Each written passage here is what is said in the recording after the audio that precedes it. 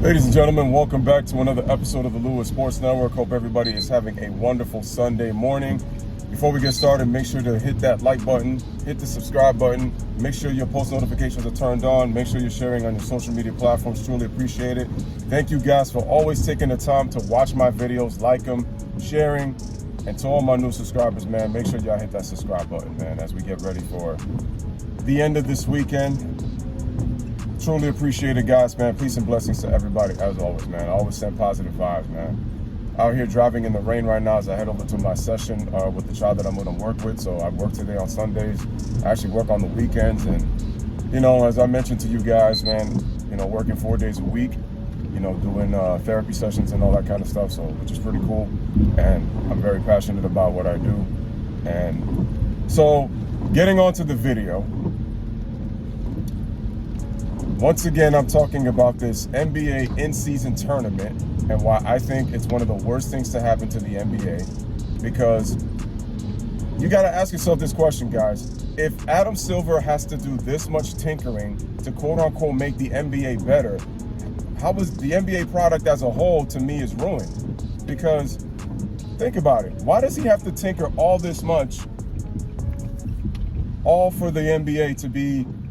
It's supposed to be quote unquote great. And I just don't see that. And it bothers me as an NBA fan. What is the game missing, in my opinion? What is the game missing for it to be a fun game? Well, let's think about it. This is an era where every team in the NBA shoots three-pointers, even if it's not your strength. You shoot threes. And Ray Davis made a great point yesterday when I made my video on how he eviscerated Kevin Durant in a little 5-minute pretty much silent statement of a video that he made. And the issue is that you got to play some type of defense. That's number one. You know, to be able to go to the NBA Finals and have an opportunity to win an NBA championship.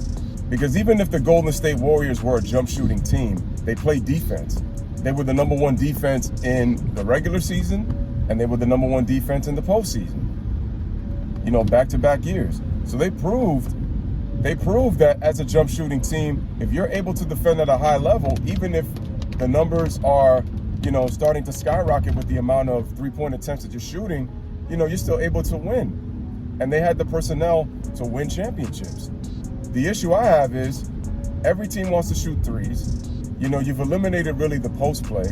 Guys don't really post up. It's really more about pick and roll, threes, and drives. Like, that's what the game is all about. Like, the fundamentals of the game have been gone. And I said that anytime you combine fundamentals with skill, you're much more fun to watch. But that's part of the problem. It's people praise about the skill, but just the simple things that NBA players should be doing, it's like they really don't know how to do. So that's what makes the product at times unwatchable. And it's about, you know, a lot of people, you know, there's people who just love shooting threes. And, you know, they get hyped, they get to talk trash and talk about it, and it's great. And there's people who love that. And then there's people who don't. What I basically said is I would love a mix of a combination of threes, a combination of post play, a combination of, you know, inside scoring, you know, inside play. I would love to see that. Take a look at an example of Steph Curry. He can do more than shoot threes, but he's known for changing the game with the three-point shot. That's what he's always going to be connected to. They're not going to look at Curry and say, oh man, did you know that Curry, you know, he has great ball handling skills. He has the ability to drive to the basket, you know, all that kind of create mismatches for himself when he gets the opportunity. He garners the most attention because of his ability to extend the floor, extend the defense, and bring defenders up beyond half court to where he creates more spacing on the floor. And I said that this is the reason why not everybody can be Steph Curry. Not everybody can be like him. So there's one thing. And then I just don't like this idea that you're having having an Olympics for like a month to try to prove to me that this is going to be one of the greatest seasons ever. It's going to be a fun season with all the off-season moves, but in the first month of the season, we're not going to see that. And if you look at the rules of this entire tournament, It's so complicated, so complicated, so many rules. It's like you would have to do about an hour segment, maybe even more, to really truly explain, for me to understand what the expectations are for this, who's supposed to win, and what is going to be the end result of whatever team comes out on top out of all 30 teams in, 6 different pools or whatever. It's nonsense. It's like, this is like FIBA light, but it's like real trash, and I can't stand it. I absolutely can't stand it. So best believe, I might possibly do a couple of games maybe here and there, but I just don't see. I'm just wondering. I want to see maybe how the first couple of games are gonna go, but I just don't see the excitement right now for that first month of the season, because it kind of takes it away, because you want to see the stars, and instead they're really not going to be playing like that. So they're going to be really low management and pretty much getting ready for the rest of the season. This is a way basically of Adam Silver saying is, well, everybody else is playing 82 games, but the top stars are going to play like at about 65 games. And my thing is, then what happens if you get injured? Even after all that low management? Because think about it. Has low management even really helped? Really? History of the NBA since it went to the 82-game format. To me, there's a lot of tougher guys in NBA history when you look at the history of the 82-game format. All these guys getting paid all this money and low management because they got to preserve their bodies because of the amount of minutes that they're playing, and yet they can't even really play all these games because their bodies start to fail on them. It's too many games. So then explain that. What about the other guys? What about the other guys who have been able to play 82 games like historically, man? That's why I say that they may not be the more skilled athletes compared to back then. The players from back then may not be as skilled as the athletes of today. So I will give today's era that. But you're not going to sit here and convince me that the athletes of yesteryear are more tougher than today's NBA players, because I honestly believe that they are. I believe that they're more tougher. That's my personal opinion, because of what they have had to endure, some of the injuries they've had to sustain, and then they come back and they just continue to play. They continue to play. And that's toughness in a nutshell right there. And I respect those players from back then, man. It's a reason why I love the NBA so much. So this in-season tournament, like I said, is the biggest pile of crap I've ever seen. I don't really see the benefit of this. All it is, like I said before, this to me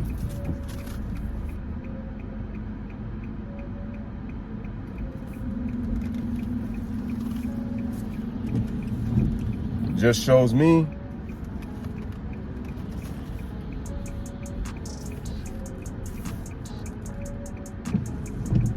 as I'm parking over here, so sorry for the long pause, but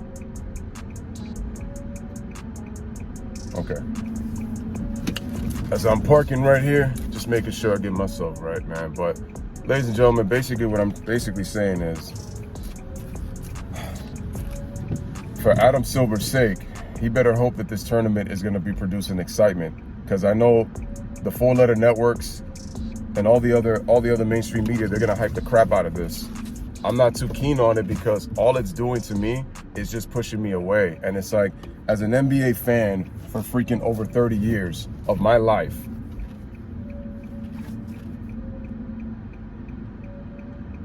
it's sad that we've had to resort to so many changes, like in the history of the game. People are like, the game is evolving, but those old sayings about, what's not broke, if it's not broke, don't try to fix it.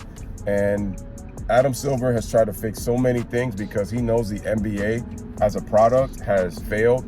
He knows that because you decided to go woke with politics, it's ruined the game as well. People who don't want to be associated with politics just want to watch the sport, and all of a sudden it's all of these changes of,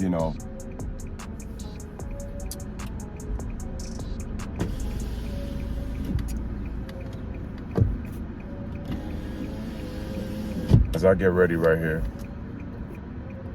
It's very sad, and I'm really disappointed. I'm disappointed in the fact that it's had to take all this, just just to try to make things better. And it's only coming for the worst. You know, that's all I'm going to say. You just got to stop and think. Like, let me ask you guys a question before I close out the video. What, in your opinion, are things that could be done to make the NBA better? I'm not gonna sit here and say let's turn the NBA back to what it once was, because the NBA is never going to be what it once was. Is it disappointing? Yes. Is it the fact that the players are getting paid too much money and yet are rarely playing and getting injured? Yeah.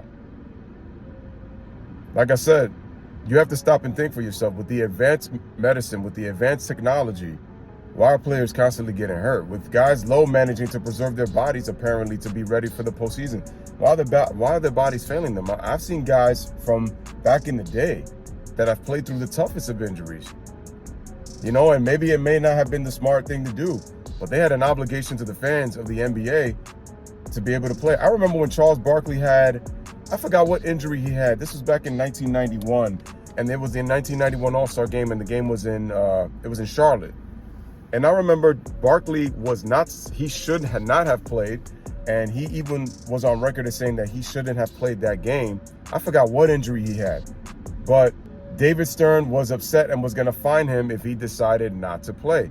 So Barkley had to play, and Barkley ended up winning the All-Star Game MVP. I think he had 17 points and 22 rebounds.